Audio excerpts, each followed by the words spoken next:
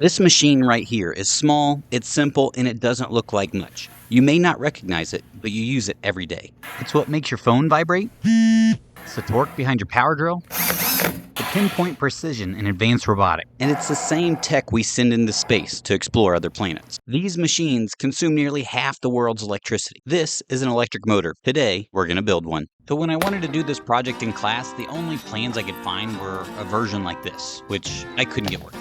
So I designed my own, made a set of plans that I can use in my classes that makes it almost foolproof for my students. Let's talk about the parts you're going to need to make this engine. First up, some scrap wood needs to be 6 inches by 6 inches. Next up, we have some 3D printed parts, which you can find a link for down in the description. First, we have a little switch holder, some posts for our paper clips, and a magnet holder. All of these make for a clean layout and a design that is foolproof.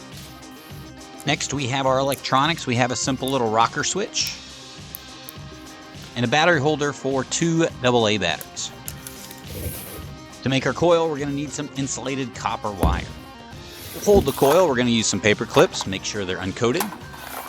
Next up, you need some magnets. These will keep the motor spinning once we get it working. You'll also need 2 AA batteries. And finally, some screws to hold everything down. Once you've gathered all your parts, we can start building. And we're going to start with the base. If you look at the plans, you'll see we need a piece of wood that's 1/2 inch to 3/4 thick, that's 6 inches by 6 inches. Once that's cut to size, you just want to take some sandpaper and hit the rough edges to clean it up a little. Next, we're going to lay out the holes for our paper clip holders.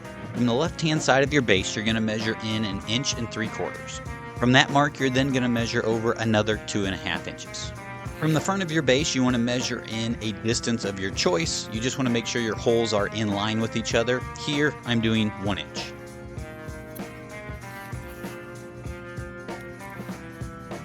At the intersections of these layout lines is where we'll drill our holes for the paperclip holders. When you're all done, it should look something like this.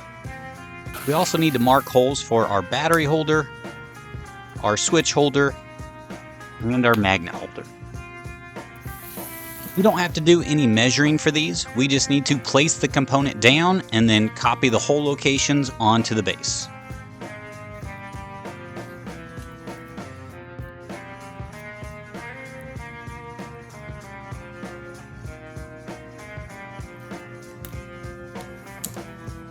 Once I have the location traced onto the base, I always just label it so I know what goes in that spot later. Repeat that same process for your other components.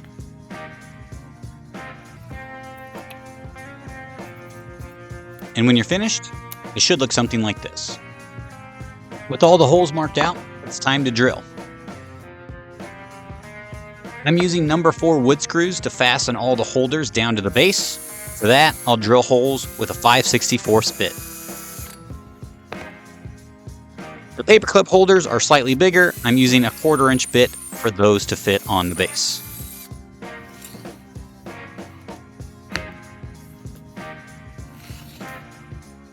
Next part, all we're going to do is attach all of those components that we just drilled holes for.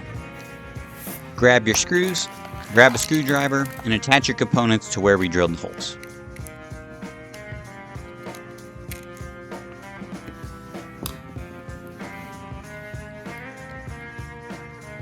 Your base should look something like this when you're finished. And finally, we take our paper clip holders and put them in the 2 remaining holes. These should move freely and spin in the hole to allow for better paper clip movement for later on. Next, we're going to make the part that actually spins. For that, we need some copper wire and something to wrap the wire around. I 3D printed these little tools to make it easier for my students to repeat this process over and over again, but you can use anything that's cylindrical. Take your wire and wrap it around your object 15 to 25 times. Before you cut the wire, you want to make sure you leave yourself a little bit extra that we'll use in the next portion of this step. It should look something like this when you're finished, with 2 little whiskers on the ends.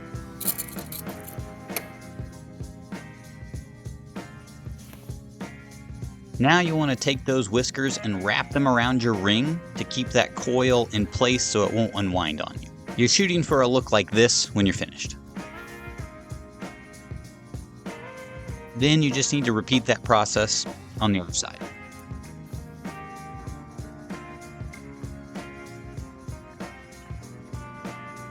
To get this motor spinning, we need electricity to run through our wire. And to do that, we need to remove the coating from the whiskers of our ring. To do this, all you need is some sandpaper and to sand off the coating from your copper wire. So when you start, your wire has a coating that looks like this. And when you're finished, you should have a bare copper wire that's shiny and looks like this.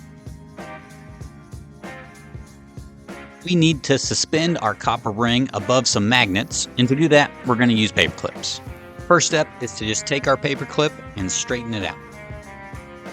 It's hard to get these flattened out or straight just by hand, so a lot of times we'll take them over to a vise and clamp them down in between the vise jaws or tap them with a hammer lightly. When you're done, they should look like this.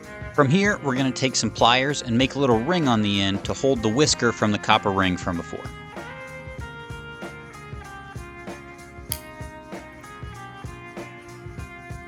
You want to try to make sure that the loop that you're making is closed off so the wire from the copper ring can't fall through it.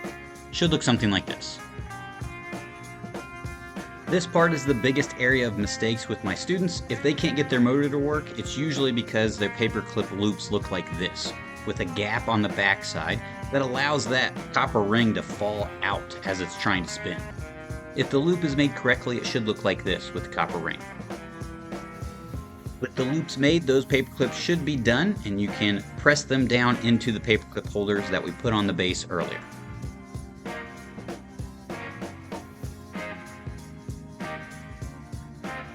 You'll have to adjust those paper clips with your copper ring to make sure as that ring spins, it doesn't shift or float to one side or the other. For this, you'll need to push down or pull up on the paper clips, or you may even have to work with the whiskers on the ring so you get a nice smooth motion of a spin like you're seeing here.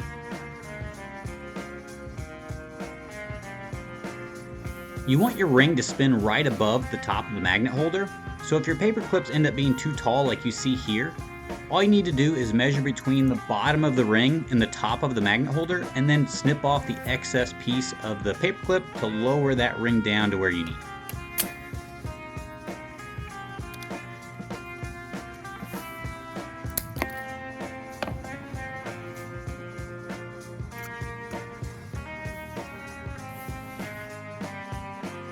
Finally, we need to solder all of our wires together to get that electricity flowing to get our ring spinning. To start, you'll want to get your switch and get it put in the switch holder, and then find your red wires.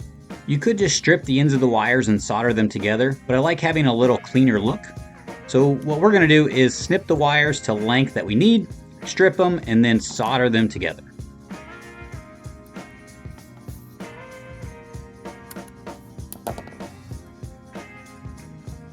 Once you have the ends of the wire stripped, I like to twist them together to make them easier to solder.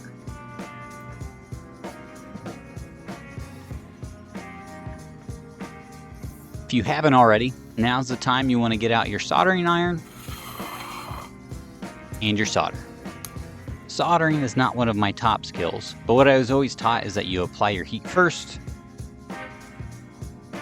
then you apply your solder,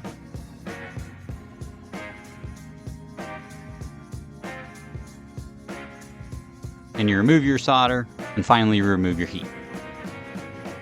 And when you're finished, your wires should be joined together like this. Next, we're going to solder our black wires to the paper clips. This works easiest if you take the stripped bare wire and wrap it around the middle of your paper clip.